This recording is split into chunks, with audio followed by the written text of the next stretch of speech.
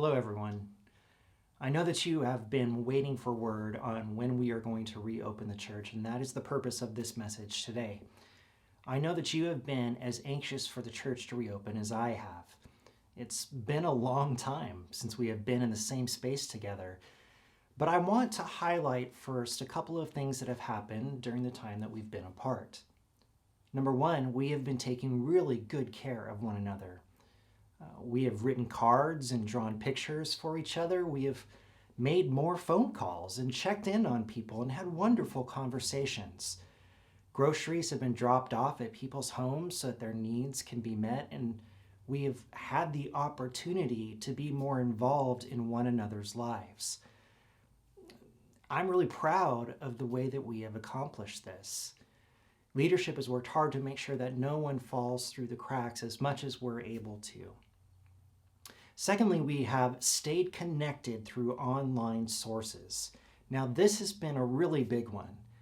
We have gone from trying to do sermons live on Facebook to having higher quality video, thanks to your generosity, and then better production every week as I have learned how to do some things moderately well. Many of you had probably never heard of Zoom before all of this started, but now you're all professionals. We have used our Facebook page, our YouTube channel, and our website to keep everyone up to date, which has been a really big thing because we didn't really use our social media as much as we should have before this started. And even our elders have made videos, which I am here to tell you is no easy thing. Ironically, we have had more regular meetings of people since we have been separated from one another. Some of our small groups have continued to meet on Zoom, while others have started up.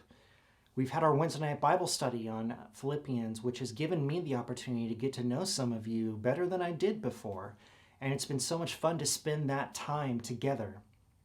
And who would have thought that sitting around your kitchen table typing notes into your phone or computer while my family tells stupid jokes would be one of the highlights of our week. All of this leads me to point out that our church hasn't really been closed. We might not have been together in the same physical building over the last few months, but the church has not only survived, but thrived. And there is only one place to look to give credit for that, and that is to God. He has blessed us with such a wonderful community, and it has been a true blessing to be a part of leading you through this time, as difficult as it has been. So the question, when are we going to get back together? The answer is, we don't know for sure. There are several factors that need to be considered before we can be together again. Number one, Sonoma County has not yet cleared churches to meet.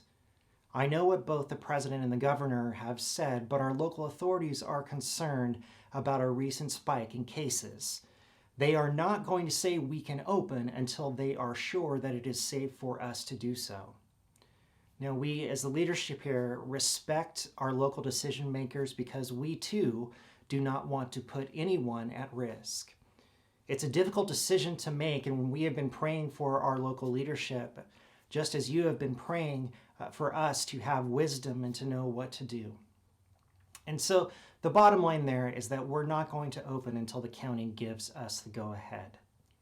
But secondly, we are waiting on some supplies that are necessary for us to ensure a safe environment for you. As you know, cleaning supplies have been in short supply. We have ordered some that will help us clean not only hard surfaces, but cloth surfaces as well, which of course all of our chairs are. We are waiting for these things to arrive and are hopeful they will be here in the next 10 days.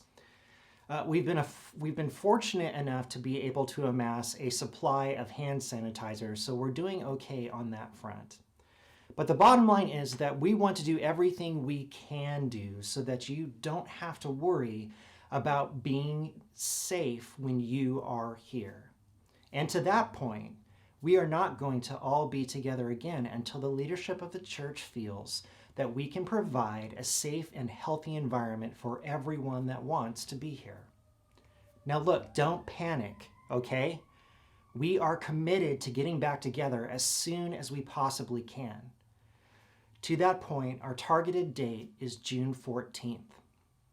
Now, there is new information every day, and we will be closely monitoring what the county is saying as well as preparing ourselves to open.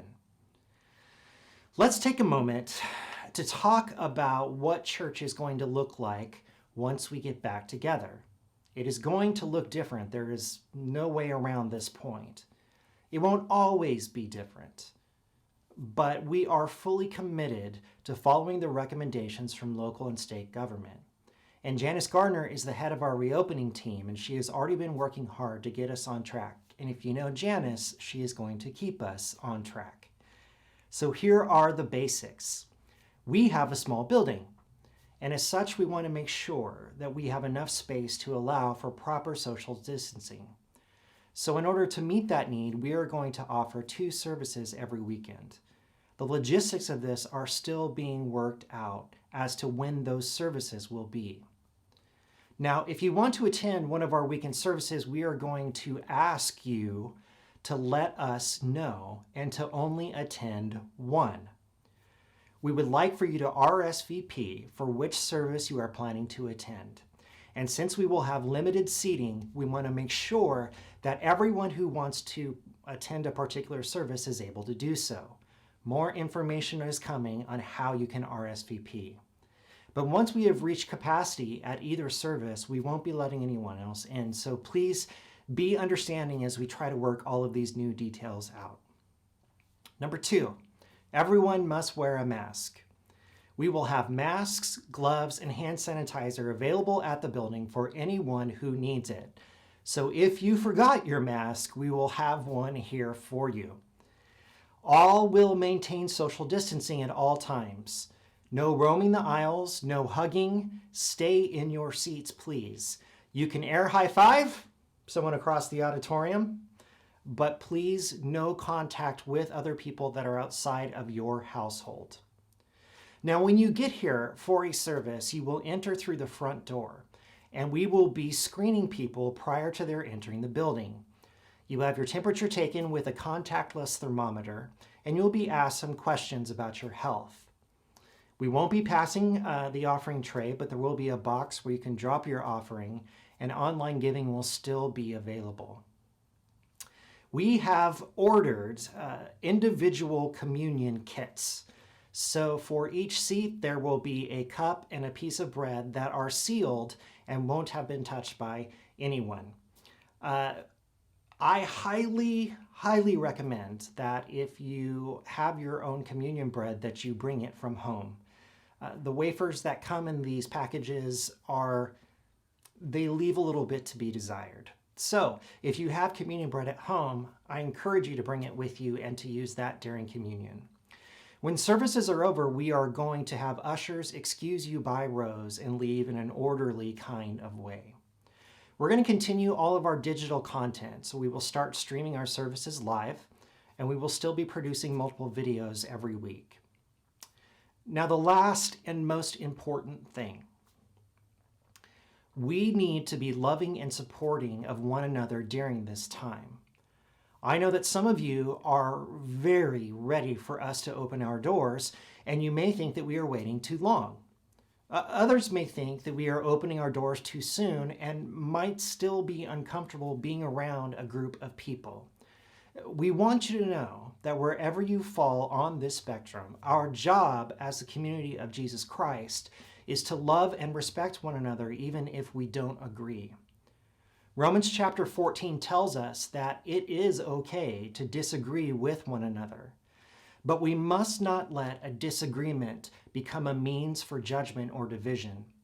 We are to love one another through disagreement and hold up our relationship with Jesus as the unifying factor in this place. You are more than welcome to decide for yourself and your family when you feel comfortable coming back. And if you don't feel comfortable, we totally understand and support you. We know that some of you may not think we need to wear masks or socially distant, but I want to thank you in advance for supporting us as we feel that this is best for everyone. Thank you so much for your prayers and your patience. We are looking for volunteers to help us with some of these things, so as things get closer to opening, be looking for emails and requests for how you may be able to help. Continue to pray for leadership, that we will make good decisions when it comes to reopening the church. And as information changes, we will do our best to keep you updated. Thank you so much for being a part of this church family. It is a remarkable place, and the way that we care and love for one another is remarkable as well. I look forward to seeing you all again, even if it is behind masks and 6 feet away, because the things that draw us together they're not the things that, such as being in the same space or even being able to hug one another. It's the fact that the love of Jesus Christ has changed everything about our lives, and He is what draws us together through all things. I look forward to seeing you soon.